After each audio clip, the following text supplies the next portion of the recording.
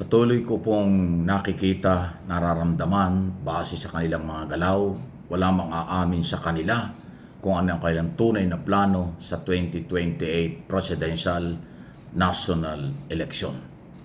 Ang tinutukoy ko po itong hindi talaga nagkakaintindihan between Congress at Senate, especially sa impeachment. Pero ang punot dulo po nito ay itong mga sapantaha o mga plano o gusto nila pero ayaw umamin in public between Speaker Romualdez at Senate President Escudero. Pareho po yung nagpaplano pero hindi nga yan naaaminin kasi masisira sila sa panahong ito for national position, President or Vice President. At dahil dyan sa isyong yan, sa akin pong opinion, yan ang epekto na ngayon ay hindi magandang nangyayari. Ginagawa ng Kongreso at ng prosecutors ang kailang trabaho, pero matindi po ang mga utos at pinapagawa at ginagawa at sinasabi ng Senate President at ng Senado. Pinapalabas kasing mabagal ang mga kongresista, minamadali daw ang Senado, marami raw kulang, baka daw hindi naaayon sa saligang batas ang galaw ng Kongreso tungkol sa impeachment against Sara Duterte. Ang sabi naman ng Kongreso paulit-ulit na aayon sa batas. Alam namin kung ano yung batas, alam namin ang aming kapangyarihan at trabaho, pero ayaw pa rin tanggapin ng Senado. Lahat na lang sinulat, lahat na lang ni-request, pero sinagot na, pero marami na mga tanong na hindi. Hindi naman po yan ang issue. Ang sinasabi ng saligang batas, sa oras na dumating ang article of impeachment, mag-trial. To try and decide. Pero ang ginagawa po ng Senado ay iba. Lahat ay sinisilip, lahat ay ibinabalik sa Kongreso. Kaya nga ang aking opinion at interpretation sa nangyayari niyan, ito yung epekto dahan-dahan pero ayaw nilang aminin dahil sa national election sa 2022. Yan po yan. Pwedeng presidential or vice presidential ang pwedeng ng kanilang pangarap sa buhay na ngayon ayaw nilang umamin pero yun naman ho, wala namang iba eh. Walang ibang pagtatalon at walang ibang ano po ito, yung tawag ito, nagpapasikatan eh. Pag na-impeach si Sara, bida ang Kongreso. Pag acquitted si Sara Duterte, bida ang Senado. Yan po ang magiging kulay nila eh.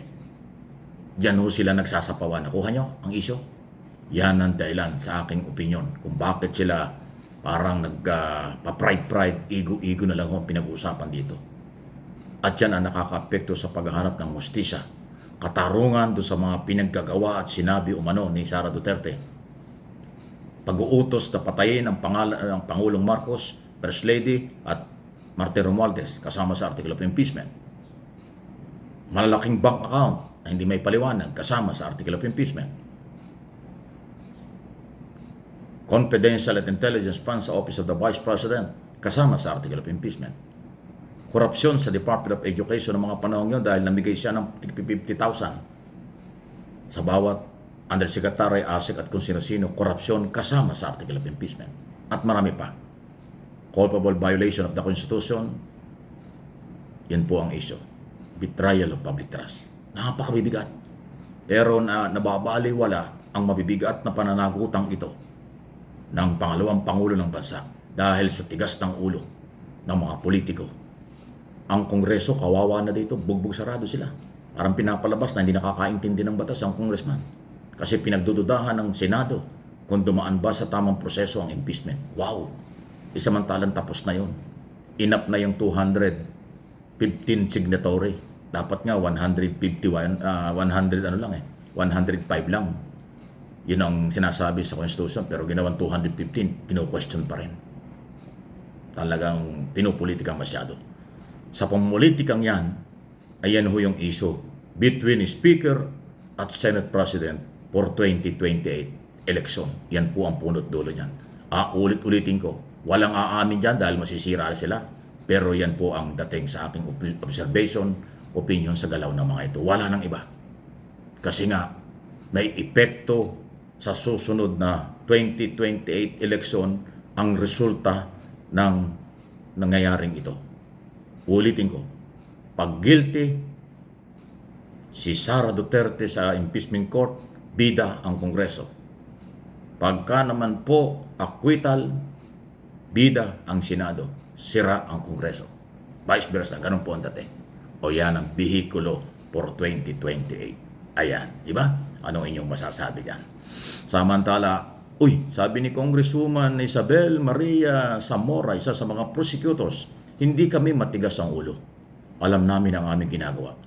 Susundin namin at aming paninindigan ang aming obligasyon. Pero hindi kami matigas ang ulo na katulad ng bintang ng Senate President. Matindi. Correct. Parang ang baba ng level kasi ng usapan eh. Okay? Ito yung sunod ng pag-usapan natin. Online gambling. Online sabong, e-sabong, online gambling. Dapat daw po ipatigil na ito. Meron na ho mga proposed bill, both Congress and Senate. Dapat daw higpitan na itong online gambling kasama ng e-sabong dyan. Kasi nga ho, may mga buhay na nawawala, pati kabataan, nagsusugal. Alam niyo yung online gambling? Kahit mga bata, minor de edad, na-involve sa gambling. Hindi po maganda yon. Sa tindi po ng global technology, maraming online gambling na kabataan ang involved. Wala nang kontrol. Kung halimbawa sa mga sabungan, minor de edad, bawal. Pero kung online yung sabong, edi yung kabataan ang involved dyan. Tapos yun nga po, may mga missing sabongeros pa. So, hindi maganda. Kung kumikita ang gobyerno, hindi natin alam kung magkano. Pero kumikita dyan, mga sabongero. Ang problema, yung mga mananaya, yung mga maliliit, laging talo yan. Nanalo ngayon, bukas talo yan. At yung walang kontrol sa mga minor de edad, kasi online, dapat lang ipatigil ng ating Pangulo yan to.